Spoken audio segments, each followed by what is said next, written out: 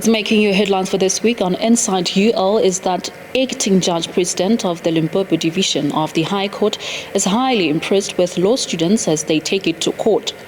There is a new royalty at Turfloop as the university crowned its Mr. and Miss Fresher 2023. Nursing students nurture communities as they observe International Day of the Midwife.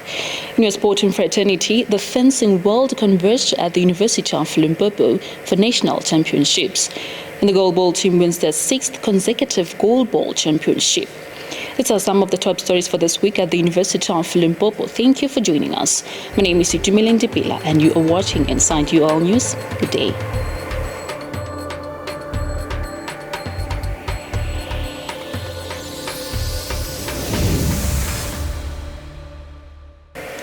The acting judge president of the Limpopo division of the High Court, Judge Violet Semenya, was highly impressed by the excellent advocacy skills showcased by the fourth-year law students of the University of Limpopo.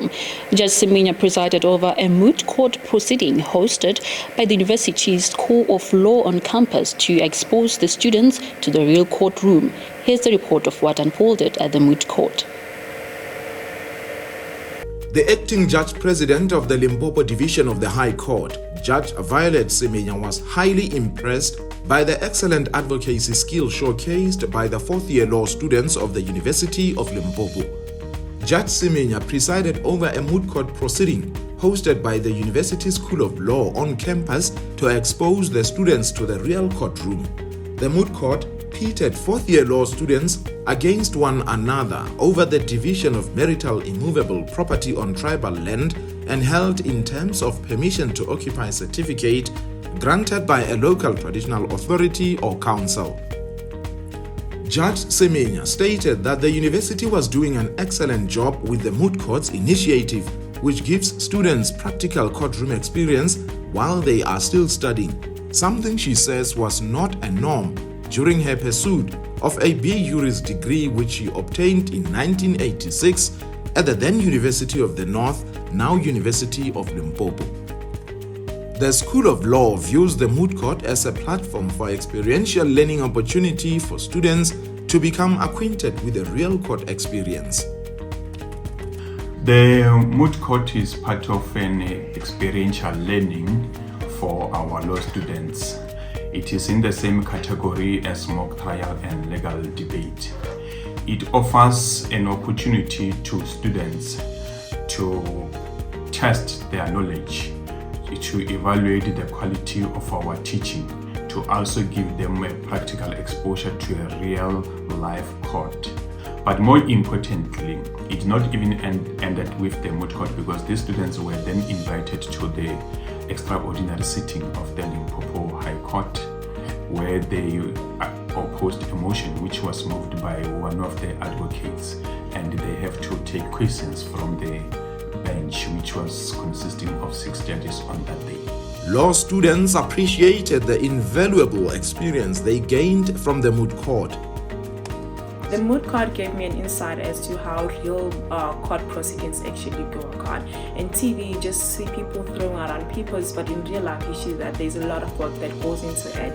And as much as you prepare, there'll also be questions that the judges or presiding officers that actually question you with, and you should be able to do what? To think on your feet and actually give a response to it. In TVs, you're not given that actually chance to see that. You only see people coming with information and people strike, which is not the reality of things. And a great thing to see that. So I'd like to thank this wonderful opportunity to even get this kind of exposure, and now it has enlightened me on what future possible career choice in a law fraternity I can embark on after this moot court. The moot court was also attended by other law experts, including former UL School of Law lecturer Advocate Manaswe Matime, who gave students some advice on topics of contention.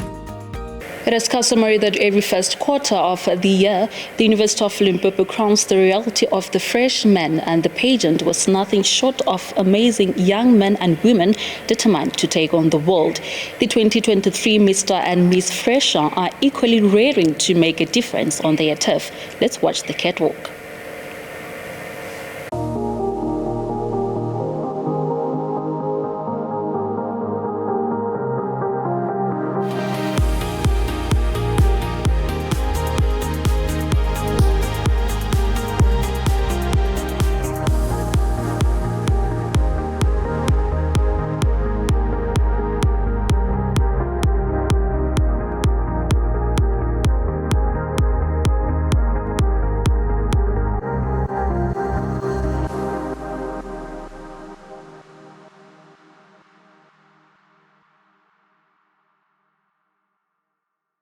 Here with me in the studio, I am joined by the King and Queen of Tough Royalty, Mikheso Monyelo, who was crowned Mr. Fresher, and Faith Chauke, who had walked all the way to clinching the Miss Fresher title.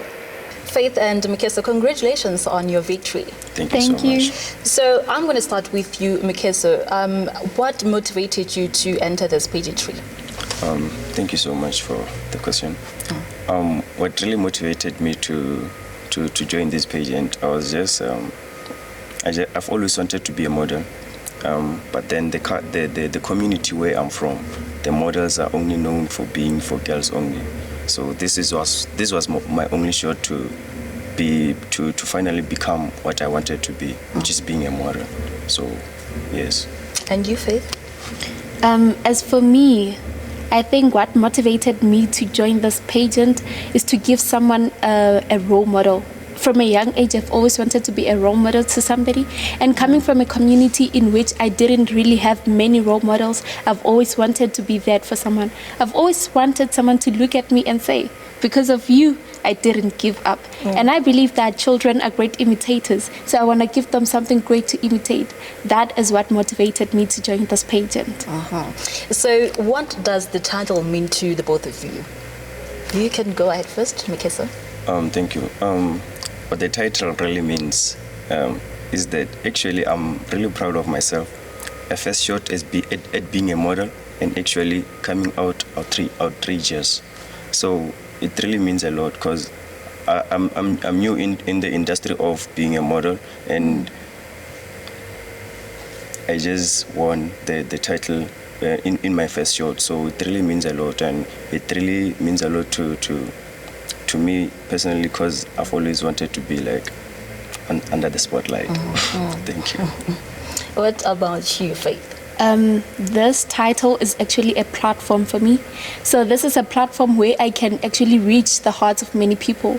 I believe that we are in a time where people are not really confident in themselves, nor do they have much trust in themselves, where we just follow other people instead of doing what we believe in. So this is a platform for me to reach other people and motivate them and actually let them know that it is okay to just be you. You need not to be like someone else. Just be you, do you, and you will reach places you didn't even think you could reach. Yeah. So what are some of the responsibilities, or rather responsibilities of yourselves as Mr. and Ms. Fresher of the University of Limpopo 2023? The responsibilities, pageants are mostly all about charity. So as a pageant, we're going to be doing charity work where we're going to be donating sanitary towels to those who don't afford them, where we're going to be giving tinned food to people who can't afford to buy themselves food. So this pageant as a whole, and the project which is going to be doing, that is going to be charity. Yeah. Okay, I guess that applies to you as well, Mikheso. Yes, but then also to add on that, it also implies that some of our responsibilities to teach other young people to be confident in themselves. Because I'm sure there are many young people out there, boys and women, who want to be models, but then they're not confident enough to join modeling pageants or stuff like that. So some of our responsibilities are also to teach the confidence to young people. Okay, so are you guys looking forward to entering big pageants like Mr. and Miss SA? Hopefully one day. Yeah, that is on my to-do list, to join Miss SA someday. And you, Mikheso? Yes, firstly, shout out to Tough Royalty and all the contestants who we were competing with. I think they've taught us the confidence to join anything that we want to join in our lives. Thank you. Okay, Mikheso Monyelo and Faith Chauke, thank you so much for joining us, and congratulations on your victory. Thank you so much.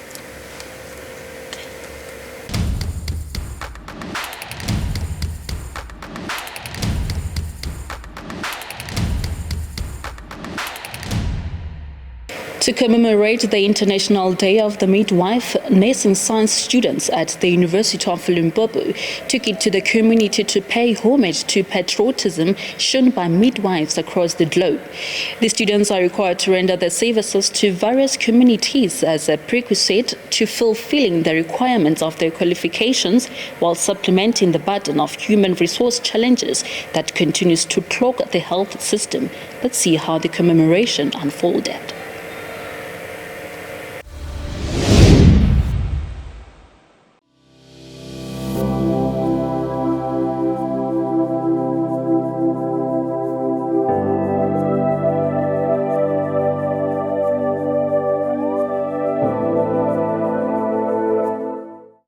The best way to celebrate this day is by learning about midwifery and the role it plays on the mother and the newborn's life. We are doing this by educating the mothers to have a knowledge about pregnancy, labor, birth and postpartum. Lastly, how to take care of their lives and the newborns after delivery. If the mother is not well psychologically, also the baby is affected. If the mother is not eating a well-balanced diet, also the baby will be affected.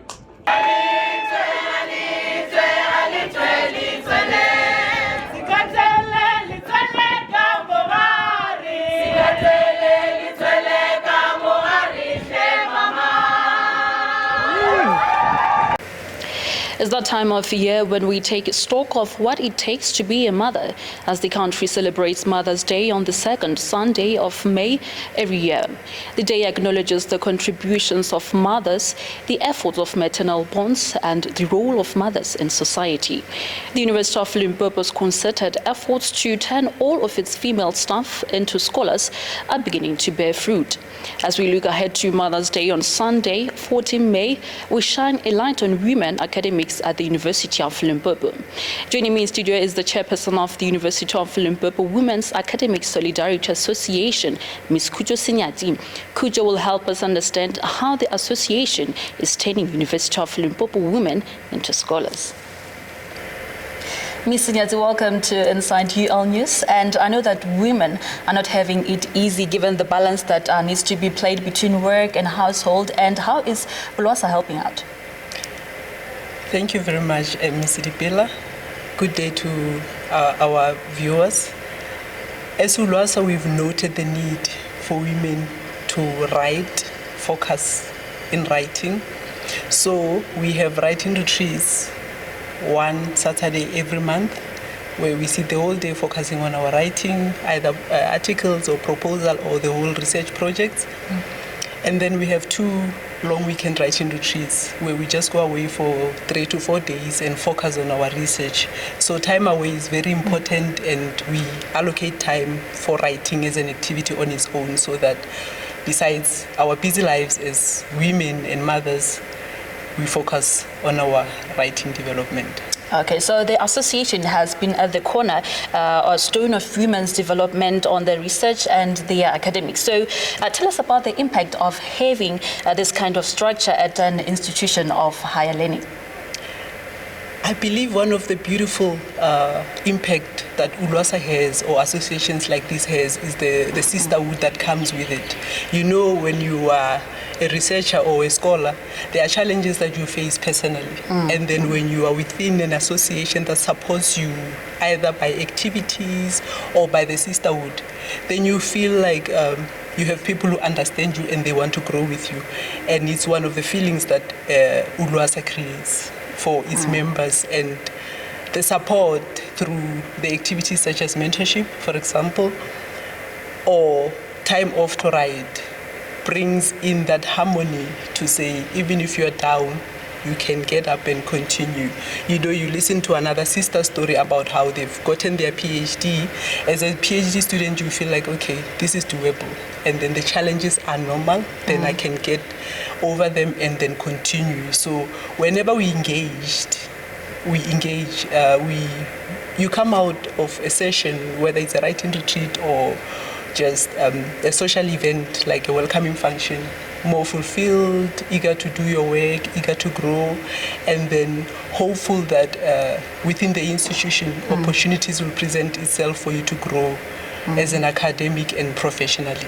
Okay, so I've heard you've mentioned something about activities. Yes. So what are other activities that the association engage in to empower female academics at UL? Okay, we besides the writing retreat and the mentorship, we have webinar Fridays and journal clubs. We use them for research capacitation. Webinar Fridays, we focus on concepts such as writing your proposal as a student, harvesting articles as a postgraduate student from your research work or your postgraduate studies. Postdoctoral activities such as how do you develop a niche area after graduating for your PhD, and then that itself, it contributes to growth, because an activity such as research needs one to be confident. So when you are skilled, you become confident, and therefore you are able to produce the results that are expected. Okay, so let us talk about your slogan, turning all women into scholars. I mean, it's quite rich. So how are you faring in this regard? Any products of this association that we can make reference to? Yes, the first one will be Professor Jessica Singh, who is the DVC of Research and Innovation in the university. She's also a founding member. And then half of the women in management, actually, Professor Deborah Mutiba, Professor Kgalegi Maruma, and then the winners in of the Vice Chancellor's Awards in Research and Community Engagement, Dr. Ruth Emsley, Dr. Visually-impaired Mothelo are some of the members that are still taking part. And then they have been in ULWASA for quite some time, and they've grown from ULWASA. Yes. Okay, so women are obviously most burdened and or overworked because they have to balance work, children. What support system is in place to actually support the women? We realize that as a woman in academia, life will not always be around your research or teaching or community engagement. So we do have social events, the welcoming function and the closing function, and then we also have an event during the year where we just dedicate it to the mental health and the well-being of women in academia. We address issues that we face from when you are stuck in your research to when you are experiencing personal problems in such a way that it hinders your progress, you see. So we often get like someone who understands the topic very well to give a professional view and advice in that matter as to how to balance your work and life. Okay, so Ms. Nyati, Women's Day is around the corner. So what message do you have to the academic mothers or mothers in academia? To the academic mothers and the academic mothers at heart, good relationships are very important. Harvest personal relationships that help you grow, that support you spiritually, academically, and in so many ways that leaves you fulfilled and able to focus on your studies. Don't feel guilty about having to take time off. Sometimes it's very difficult when you're away and then you get calls from home. Your children are calling, they miss you. Mommy, when are you coming back? Are you bringing this? Like it gets hectic. So you can develop a feeling of guilt, a feeling of not being a good mother, but that's not the case. The fact that you're developing yourself also contributes to you being a good mother, because your children will one day need motivation and a role model, and you will be the first one. So as part of loving our families and growing and everything, let's love ourselves as a way of loving them back. All right, thank you so much, Ms. Nyati, for taking time to have a chat with us, and all the best with your association. Thank you very much.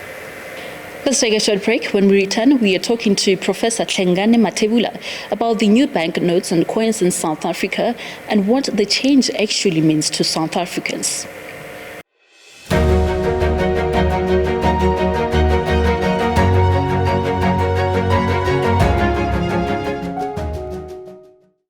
If you just joined us, you are watching Inside UL News with me, Itumeleng Dipela.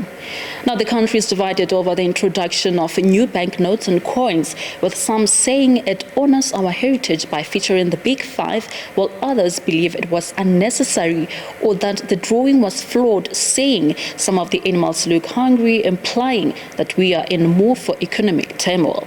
The South African Reserve Bank has introduced upgraded banknotes and coin into the South African market on 4 May 2023. It is said that the denominations will be introduced incrementally. Inside UL's Itumeleng took it to the streets to get a feel of the new notes and coins. After that, we are joined from our media studios by a professor at the University Turfloop Graduate School of Leadership, Prof Hlengani Mathebula, who will comment on the new banknotes and significance of the change. Thank you, Itumeleng. Right now we're at J Block, right here at the University of Limpopo. I'm going to interview some of the students about the new South African banknotes and coins. Right here with me, I have Success. How are you, Success? I'm good, thanks, and how are you? I'm good, Success. Have you seen that the South African Reserve Bank has launched new South African bank coins and banknotes? So what's your thoughts and views about the new banknotes and coins? Yeah, I have seen that there are new notes and coins, and my view is that the new notes are actually not convincing that they are real. The quality is a little bit poor when comparing them to the older notes. Even the size, the new notes are a little bit shorter than the old new notes. And then in terms of the 100 rand, I've been having the 100 rand earlier on, and I realized that the spelling right there is Bengi Kulu instead of banking Kulu like the older notes. So that's my take. It seems so unrealistic. That's my view. Thank you, Success. And that was Success. So has spotted that there are some errors on the 100 rand new banknote. Thank you so much, Itumeleng. As the South African Reserve Bank has launched new banknotes and coins, this is to keep up with the new technology and to avoid counterfeiting. As my colleagues have said that we've taken it to the street to find out what do people feel about this new money, we are now joined by Happy Khumalo. Happy, thank you so much for joining us right here on Inside UL News. Thank you very much for having me today. How do you feel that the South African Reserve Bank has actually reassured the South African National Council for the Blind that the newly banknotes and coins have got new features for the visually impaired to can identify them? No, I am happy. I'm happy with that decision because we were struggling with identifying the banknotes. But with coins, we were fine as we are having our way to identify them. But with the notes, it was a struggle, but I'm happy for that, and we will be able to be independent when it comes to money now. We know that it is a costly process for the South African Reserve Bank to print out banknotes and coins. I mean, it takes about 18 rands to print a new 200 rand note. Do you think economically this was a good move for the Reserve Bank to launch new money now? Yes, it was. Remember, the most challenging part on the economy is crime or counterfeiting. So it was a good move to also save the dropping economy, so that the country could survive. Then I support it. I support it as a good move. Thank you so much, Happy, for joining us. Well, there you have it. For Inside UL News, I am Tepo Mujaki. Back to you in studio. Thank you very much in the studio, Itumeleng. Right here, I'm joined by the SRC President, Mr. Vincent Makamu, to also give us his view on the newly introduced South African banknotes. Mr. Makamu, how are you doing? I'm fine, and yourself? We are great and excited. Do you think we have successfully launched the South African newly introduced banknotes? What did you say? Have you seen them? What's the feel around them? Yeah, I have seen. I got one on my hand. Oh, but fortunately.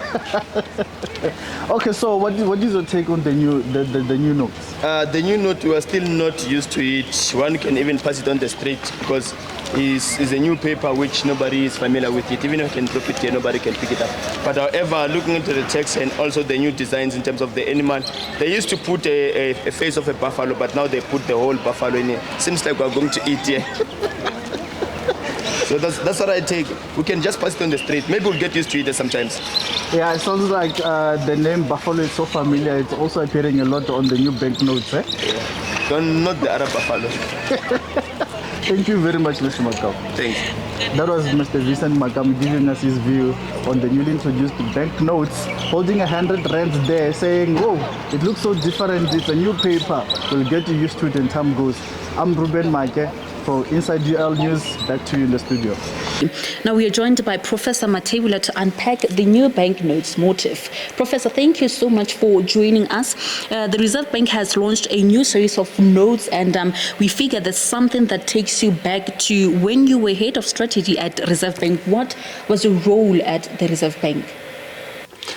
So I headed strategy and communication at the Reserve Bank. When I arrived, it was already a process around looking at the notes, because in central banks across the world, between 6 and 8 years, you need to refresh the security features on your notes, just to ensure that they keep up with the latest technology, to deter counterfeiters. You'll know, like anything else, counterfeiters will take chances, and once notes are easily counterfeitable, that act on its own undermines the currency. The people tend not to trust the currency. So you need to keep one step ahead of your counterfeiters, make it more difficult for them. It doesn't mean that they won't try. They will try, but you need to make sure that your notes are kind of counterfeit proof, if that were to be possible. So do the new notes make the old notes invalid? So we talk about core circulation, not necessarily core existence. That means that the notes that are in circulation when you introduce new ones will continue to circulate many years later, until the particular central bank or the country decide to withdraw those notes into circulation, from circulation. Now, that process is a process that should be taken by the central bank, considering many number of variables or reasons that they may be there. It could be that it has been too long that it has been in circulation. It could be that they have really reached end of life to the extent that the central bank believes that they may start to be easily counterfeitable, or any other reasons that they may have for withdrawing those notes. If you recall, post-1994, a government decided that we were never going to be putting faces of people on the notes. And this is where it brings us to the issue around the portrait of former President Mandela into the notes, and how significant that becomes. Because if you looked at a former President, Nelson Mandela, he probably is one of the biggest of any human being you could have in the 21st century, and possibly going into the next centuries. We'll still be talking about Nelson Mandela and the impact that he has had into the body politics of South Africa, the continent, and the world. And therefore, the central bank at the time, when I was the head of strategy and communication, decided that we will approach government and request that we at least make an exception to this rule that government had taken, which is to now put a face of a person on the notes, and that's why we have ended up with former President Mandela on the notes. So, Professor, does this mean that if one holds on to the old coins or notes, will they have more value in future than they do now? A 5 rand will remain 5 rand. It doesn't matter how much you hold it. It will remain a 5 rand. But a 5 rand proof coin, as I said, it will have to be in a capsule. It will have a certificate. It will have a number So when you go to the SA Mint and you have bought that a proof coin, whether it is gold coin or whatever it is, but it's a proof coin. In any event, the easiest name naming will be it's a proof coin. You will be able to trace that this proof coin number 215 out of 500 that were made in that specific year was sold to Itumeleng on this date and with certificate number 0025712. So if you were to steal that a 5 rand proof coin and it went to a coin dealer that is not a scrupulous or an unscrupulous coin dealer, that coin dealer will say, well, I see Itumeleng, I can see this coin, I can see it's a proof coin, but for me to continue to on-sell this coin, I need a certificate. And I'm going to go to the SA Mint and ask them, who does this proof coin belong to? SA Mint is going to say, no, this proof coin was sold to Itumeleng on the 15th of May 2023, and it was sold to Itumeleng for 250 rand, and now it is 25 years later. This is how much. Well, you then have to agree at that time how much that is. That was Professor Hlengani Mathebula, a full professor at the Turfloop Graduate School of Leadership, commenting on the new banknotes. The upgraded banknotes and coin have enhanced security features and new designs. However, the broad themes for the upgraded banknotes remain the same as the current banknotes, while the theme for the coin is deep ecology. To understand this better, we are also joined online by Prof Kgalegi, who is head of currency at the South African Reserve Bank.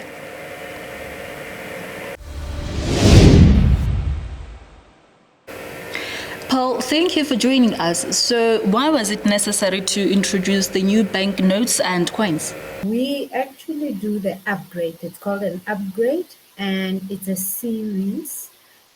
This is in line with international best practice, where it states that every 6 to 8 years, central bank needs to upgrade their banknotes.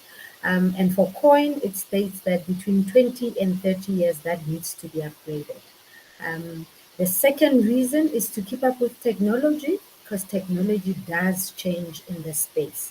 And the third reason is to try and curb counterfeit. What are the new features in the notes and coins, and what is their significance? A couple of them. The first one being the color. You will see that the 200 is more orange. And the reason why we did that is because we want to differentiate more between the 20 and the 200 rand. The 50 rand is more purple because the red color used to be more dirty quickly. So that's the first change. The second one that we've added is around the main motive, which is the picture of President Mandela. We have added the preamble to the Constitution. And that is in micro text, so very thin writing around it. The enhancements that we've done mostly is around the tactile marks, and that's a feature for the blind, the visually impaired. This is how they differentiate between the denominations. So on the lower denominations, the 10 and the 20 rand, you'll see is on the short edge. What they feel is the gap between the tactile marks. And on the higher denomination, meaning the 50, the 100, and the 200, that will be on the long edge. So that's what they would feel. On the 50, they'll feel one gap. On the 100, 2 gaps and on the 200, they will feel 3 gaps. The other change that we brought in is the watermark. The watermark previously used to have the image of President Mandela, and now it's got the big 5 animal. For example, the 50 rand, if you hold it against the light, you will see an image of the lion and the denomination numeral, meaning 50 will be written on it. So those are some of the changes that we brought in. And how long, if it will ever happen, until we have a 500 note? Not in the short term. I can assure you it will not happen. There is a constant study that the Reserve Bank does just to try and assess, is it time to move the boundary into a higher denomination, and also to tilt the middle boundary, meaning the 5 rand, into a 10 rand coin. And studies that we have done shows that it's not yet time in South Africa to do that. So, Pal, what will it mean if South Africa moves into a total cashless state? One thing about South Africa, cash is still king. That means that there is a greater population that still relies on cash. When we look at our projections, our forecasting, we still see that cash will be used, and therefore we don't, and hence the upgrade, and also our projection states that in the next 10, 15 years, there'll still be a segment of our population that is using cash. So cash will still be here.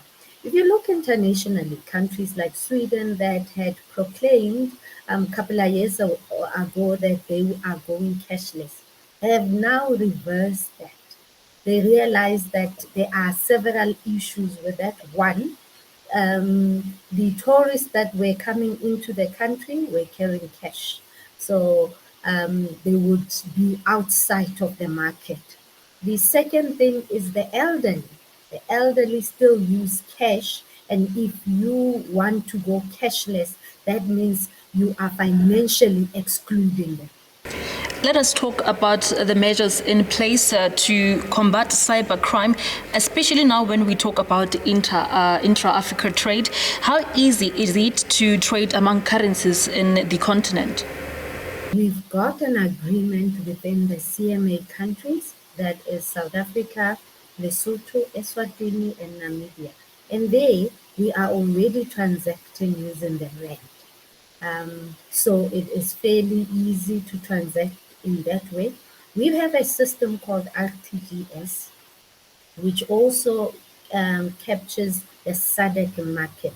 Although we do not have one currency circulating there, but there is interoperability. There is more research going into the cyber solutions within the bank and other central banks within SADC. So I'm hoping that in the near future, very close, we will have a solution around that. So what determines how much money should be printed? That is solely based on demand. We do forecasting as the Reserve Bank. We wait for forecasting from the commercial banks, and we match that, we do analysis, we look at the trends, and then we know how to produce. So there's a lot of planning that we do with the commercial banks in terms of how they withdraw and how much they would require per quarter. So, Paul, are the old notes and coins still legal tender, and how long will they stay legal for? South Africa does not demonetize, that's the first thing. Therefore, all series of banknotes and coin dating back to the tikis are still legal tender. If you have them, you can exchange at your commercial bank, or alternatively come to the Reserve Bank. There is no timelines in terms of how long they will remain legal tender, because we do not demonetize. All right, Paul, thank you so much for making time to chat with us. Thank you so much. There you have, viewers. The change to our banknotes and coins is necessary. Let's pay the bills. We will return shortly with our sport bulletins.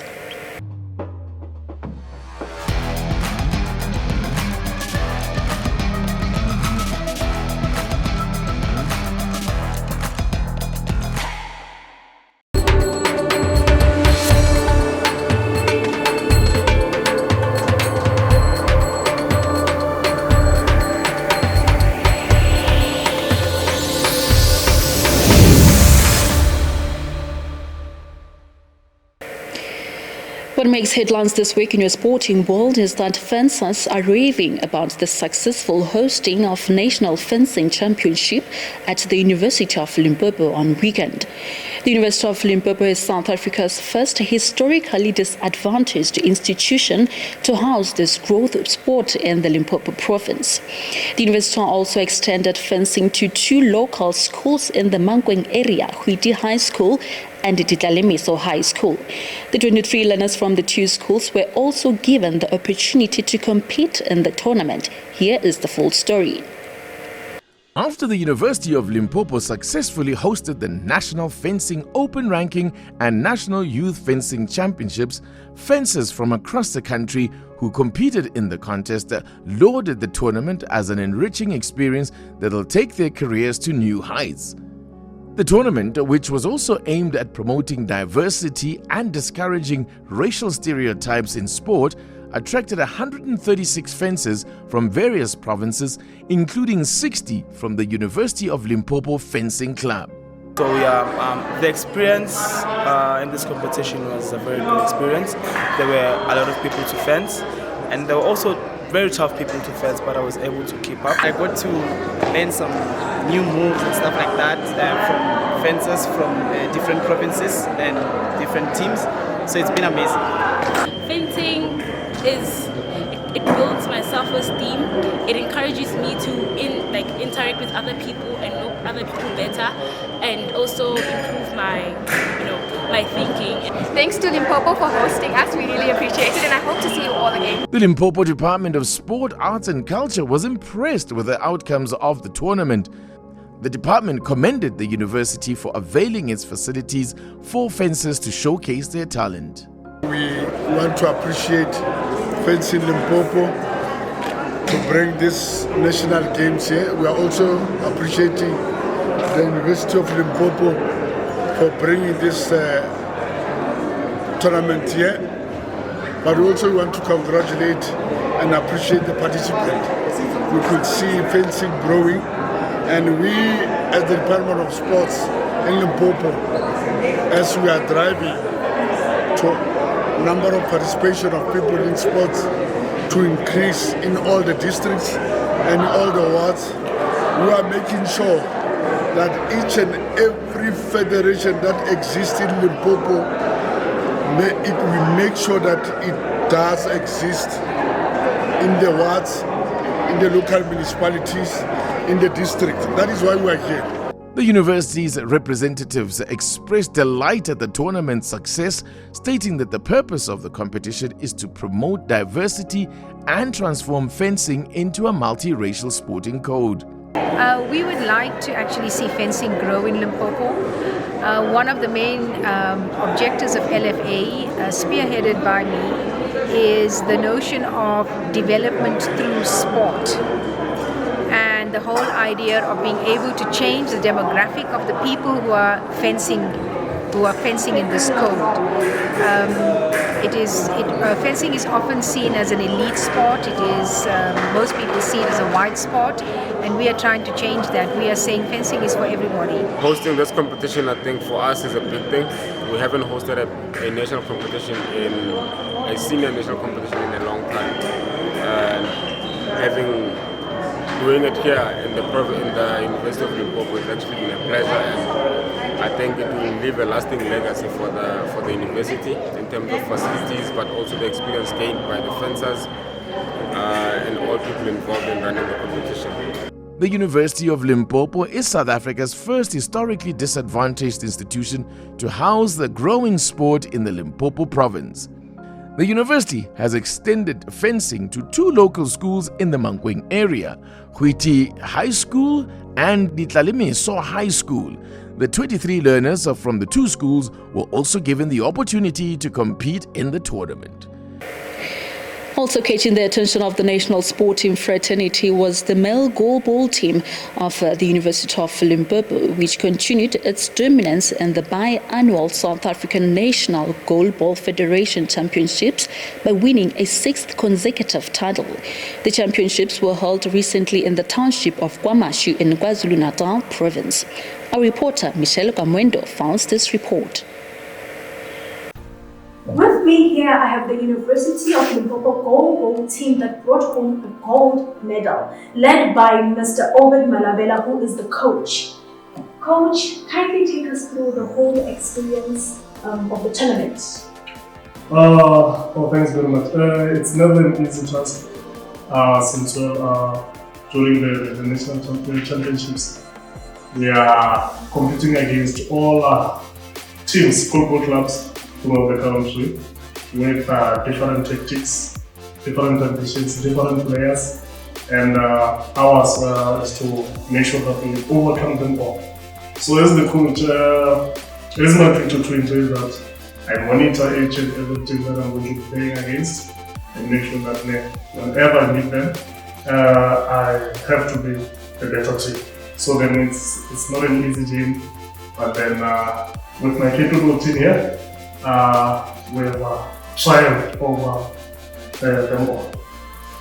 Interesting. I know that the viewers are as curious as I am because I know that the past years you have been winning. What's the secret behind all these winnings? I am really interested. Tell us the secret behind the winnings. Commitment, love of the sport, and the proper practice sessions. Make sure that we master our tactics. Make sure that we monitor or assess how other teams play. Look for loopholes, and then that's it. Then from there on, we'll just be working with this.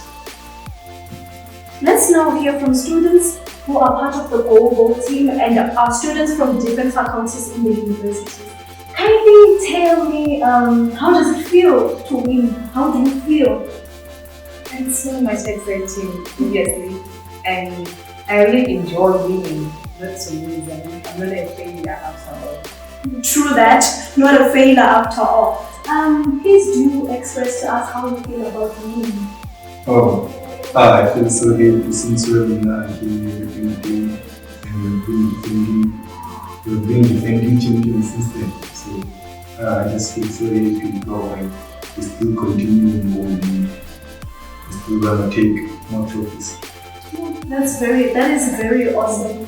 Of course, during the tournament there are disturbances whereby you have disagreements or miscommunication, but the most important thing is for you to stay focused on the game, and usually time is always a problem. So like as a player, you would get into the field knowing that you're gonna be playing from 9 and then you find yourself starting at 12, and it of course affects your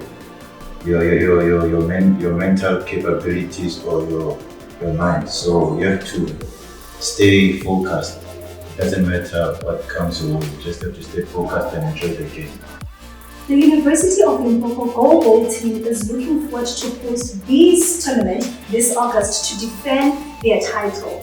For Inside UL News, I'm Kamwendo Michelle, reporting live from the Disability Center, University of Limpopo.